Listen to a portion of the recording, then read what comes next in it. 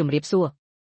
ថ្ងៃនេះខ្ញុំនឹងនាំអ្នកទាំងអស់គ្នាទៅកាន់ទីក្រុងធីម៉ាប្រទេសហ្គាណាដើម្បីទស្សនាទីផ្សារអាហារប្រពៃណីមួយដែលពោរពេញទៅដោយពណ៌រស្មីក្លិនឈ្ងុយឆ្ងាញ់និងថាមពលដ៏ស្វាហាប់របស់ប្រជាជនក្នុងតំបន់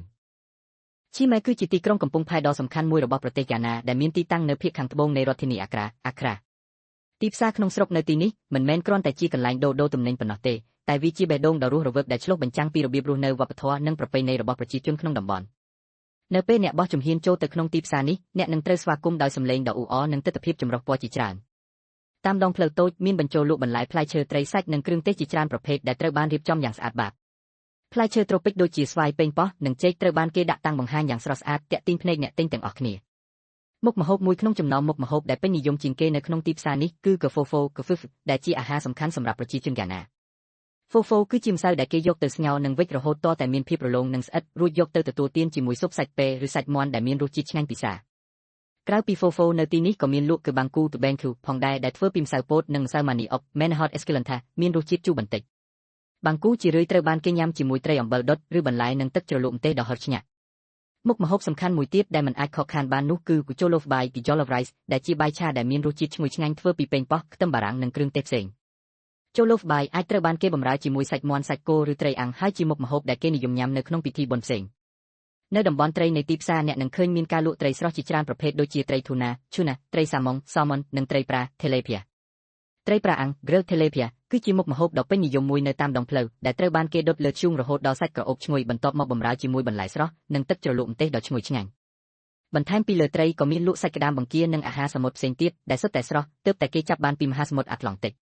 ទីផ្សារនេះក៏ល្បីល្បាញខាងគ្រឿងទេសក្រអូបឈ្ងុយផងដែរ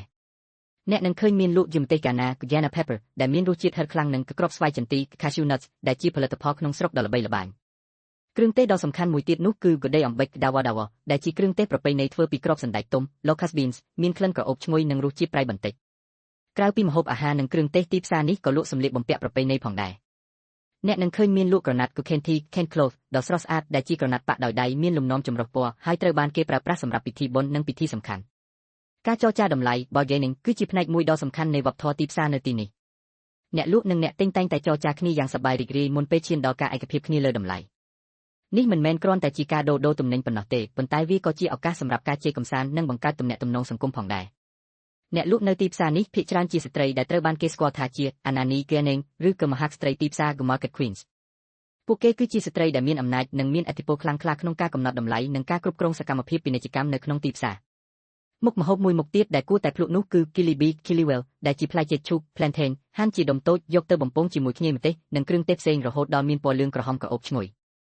Kilibi គឺជាអាហារសម្រន់ដ៏ពេញនិយមមួយដែលគេអាចរកទិញបានយ៉ាងងាយស្រួលនៅតាមដងផ្លូវឬក្នុងទីផ្សារសម្រាប់អ្នកដែលចូលចិត្តផ្អែមក៏មានលក់ Kafrofro ដែលជាបង្អែមធ្វើពីម្សៅពោតទឹកដោះគោខាប់និងស្ករមានរសជាតិផ្អែមឆ្ងាញ់ត្រជាក់ស្រួលការដើរលេងទីផ្សារនេះគឺជាបទពិសោធន៍ដ៏អស្ចារ្យមួយដែលអនុញ្ញាតឲ្យអ្នកស្វែងយល់ពីវប្បធម៌ប្រពៃណីនិងរបៀបរស់នៅរបស់ប្រជាជននៅទីក្រុងធីម៉ាទីផ្សារនេះបើកជារៀងរាល់ថ្ងៃប៉ុន្តែមានភាពមមាញឹកខ្លាំងជាងគេនៅថ្ងៃសៅរ៍និងថ្ងៃអាទិត្យនៅពេលដែលអ្នកស្រុកមកពីទីក្រុងផ្សេងមកទិញទំនិញប្រសិនបើអ្នកមានឱកាសទៅទស្សនាប្រទេសហ្គាណាសូមកុំភ្លេចបំបែកពេលវេលាដើម្បីទៅទស្សនាទីផ្សារក្នុងស្រុកនេះព្រោះវានឹងក្លាយជាបទពិសោធន៍ដែលអ្នកមិនអាចបំភ្លេចបានសរុបសេចក្តីមកទីផ្សារអាហារប្រពៃណីនៅធីម៉ាប្រទេសហ្គាណាគឺជាកន្លែងដែលពោរពេញទៅដោយជីវិតពណ៌រស្មីរសជាតិឆ្ងាញ់និងវប្បធម៌ដ៏សម្បូរបែបវាជាកន្លែងដែលអ្នកអាចស្វែងយល់ពីបេះដូងពិតរបស់ប្រទេសហ្គាណាតាមរយៈអាហារនិងទំនាក់ទំនងរបស់ប្រជាជនក្នុងតំបន់សូមអរគុណសម្រាប់ការតាមដានហើយយើងខ្ញុំសូមជួបគ្នាថ្មីនៅក្នុងវីដេអូក្រោយទៀត